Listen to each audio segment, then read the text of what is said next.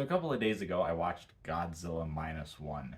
But before I get into the review of this film, let me talk about that initial reaction that I released. Oh my gosh, those numbers were crazy. Everyone who decided to click on that video, give me a like on it.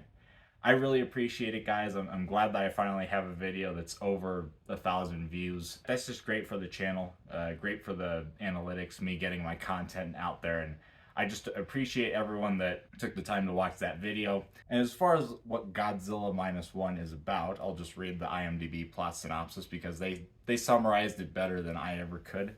Post-war Japan is at its lowest point when a new crisis emerges in the form of a giant monster baptized in the horrific power of the atomic bomb. Wow, I did that synopsis in one take. That's nuts. I've never done a synopsis in one take before. I've usually had to edit around certain things, but anyway, that's a side point.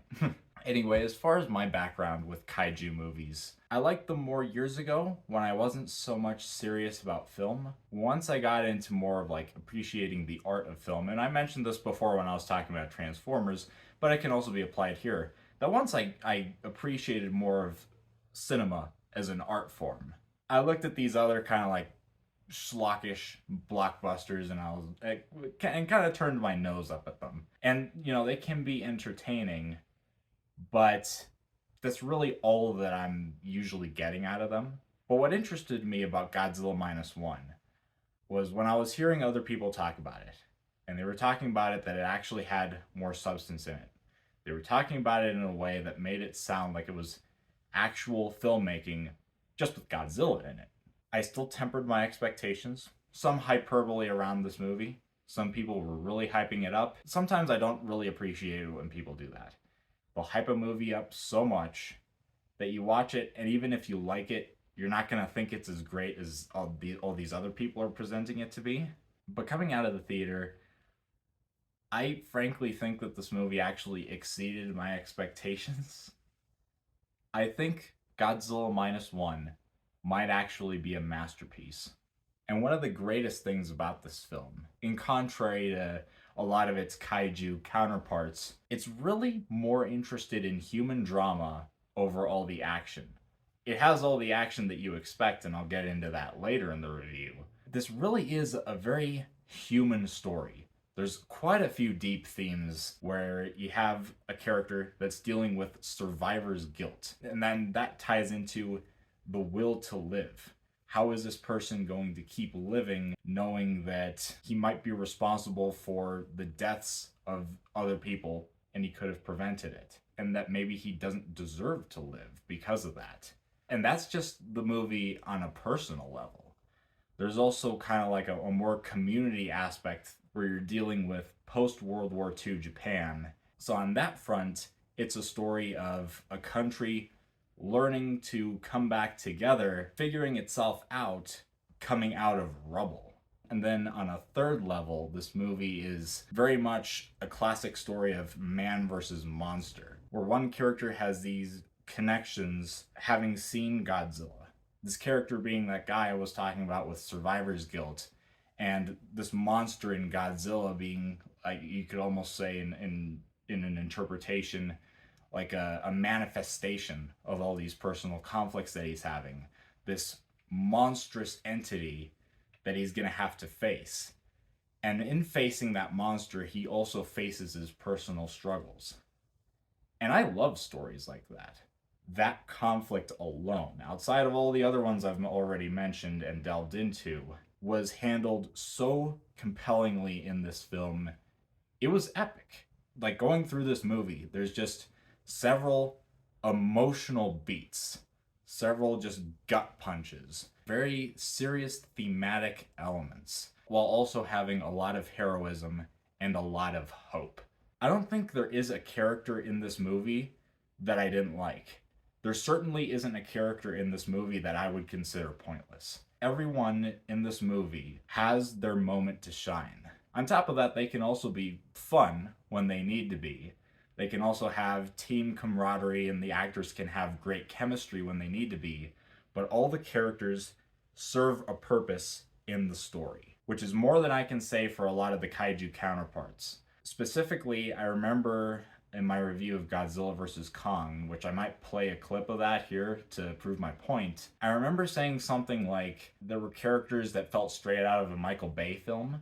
The characters are predictably flat, but on top of that, some of them are cliches. It got to the point where those characters would be right at home in a Michael Bay film.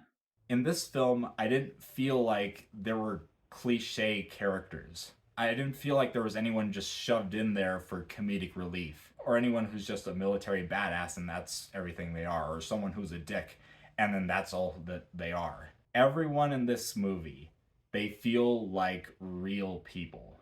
The action in this movie is fantastic, but what elevates it from the other movies, there's higher stakes. Because you care about all these characters. But also the fact that there's just so many great effects in this movie, which the budget of this film, let me go take a look at that. Okay, so the budget was less than $15 million, and this film looks incredible. This film looks better than The Flash. I mean, good movie, but wow, those effects.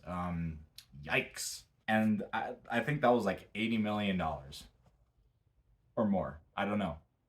And this film is less than 15 million and it looks so much better than that. Especially in Godzilla. Godzilla looks incredible. He looks more frightening than the Godzilla we've had in Godzilla 2014 and Godzilla King of the Monsters. And I like how he's treated like Jaws, where, like I've said before, human drama over the creature stuff. The movie has enough of him to like still be a Godzilla movie and everything, and action film, whatever. But he's only used when he needs to be used. In Godzilla Minus One, you don't want to see more of Godzilla per se, because he is scary. Also, the music that surrounds him, very ominous. Whenever Godzilla comes on, there's tension. You're scared. You don't know what's gonna happen. I like that this film leaned more into the horror side of things. The plot was pretty original. More so in like the solution that these people have to come up with to try to take out Godzilla. And it's not like the typical, let's drop a bomb on him or some thing that Michael Bay would come up with. But the strategy that these people are coming up with is more centered around science. And the science with it is more interesting. This thing that people are theorizing, is it gonna work?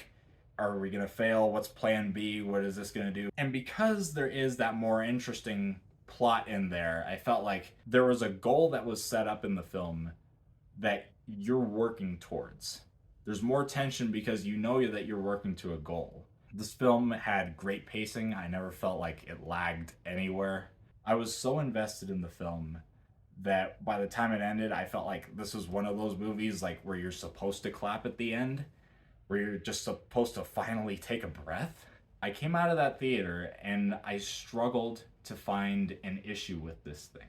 I came out of the theater and I realized, okay, this is not just one of the best films of the year, it's one of the best of the decade, and Godzilla Minus One is a film I am going to give an A+. I did not think that I would actually do that on a first try of watching a movie, a new release. I guess there's a first time for everything. Guys, what did you think of Godzilla Minus One? If you've seen this movie, comment down below what your thoughts are. Do you love it? Do you think it's overrated? I don't know, whatever it is, comment that down below. Make sure to hit the like button, subscribe if you haven't. I'll catch you guys next time.